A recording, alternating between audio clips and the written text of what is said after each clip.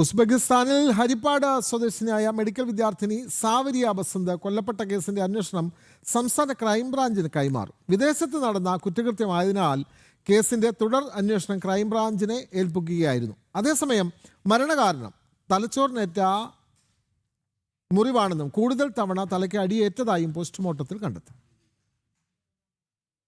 സാവരിയ ബസന്തിന്റെ പിതാവിന്റെ പരാതിയിൽ പെൺകുട്ടിയെ കൊലപ്പെടുത്തിയ സദറുൽ അനാമിനെ പ്രതിയാക്കി ഹരിപ്പാട് പോലീസ് കേസെടുത്തിരുന്നു. കൊലപാതക കുറ്റമാണ് ചുമത്തിയിരിക്കുന്നത്. പരാതിയിൽ പെൺകുട്ടിയുടെ കുടുംബത്തിന്റെയും ബന്ധുക്കളുടെയും മൊഴി രേഖപ്പെടുത്തുന്നത് അടക്കമുള്ള പ്രാഥമിക നടപടികൾ പൂർത്തിയാക്കിയ ശേഷം തുടർ അന്വേഷണത്തിന് ക്രൈംബ്രാഞ്ചിനെ ഏൽപ്പിക്കാനാണ് ആഭ്യന്തര വകുപ്പിന്റെ തീരുമാനം. ഡിജിപിയുടെ റിപ്പോർട്ടിന്റെ അടിസ്ഥാനത്തിൽ ആഭ്യന്തര വകുപ്പാണ് ഇതിനുള്ള ഉത്തരവ് പുറപ്പെടുവിക്കേണ്ടത്. ഉസ്ബെക്കിസ്ഥാനിൽ നിന്നുള്ള വിവരങ്ങൾ എംബസി വഴി ശേഖരിക്കും. പ്രതിയെ കേരളത്തിലെ എത്തിക്കാനുള്ള സാധ്യതകളും പരിശോധിക്കുന്നുണ്ട്. ഇതേസമയം സാവരിയുടെ ശരീരത്തിലുണ്ടായത് പ്രധാനമായും 4 മുറിവുകളെന്ന് പോസ്റ്റ്മോർട്ടത്തിൽ കണ്ടെത്തി. ലാപ്ടോപ്പ് കൊണ്ട് ഒന്നിലധികം തവണ അടിച്ചിരിക്കാനുള്ള സാധ്യതയാണ് ബ്ലന്റ് ഇഞ്ചറിയുടെ തീവ്രത വ്യക്തമാക്കുന്നത്. പുറത്ത് മുറിവുണ്ടാകാതെ തലച്ചോറിനുണ്ടായ ക്ഷതമാണ് മരണകാരണമെന്നും സ്ഥിരീകരിച്ചു. ഇത് മൂർച്ചയില്ലാത്ത ഏതെങ്കിലും വസ്തു കൊണ്ടുള്ള അടികൊണ്ട് ഉണ്ടായതാണെന്നാണ് നിഗമനം. കൈമുട്ടിലും കാലിലും മുറിവുകൾ ഉണ്ടായിരുന്നതായും മർദ്ദനമേറ്റ ക്ഷതങ്ങൾ നിരവധിയുണ്ടെന്നും പോസ്റ്റ്മോർട്ടത്തിൽ കണ്ടെത്തിയിട്ടുണ്ട്.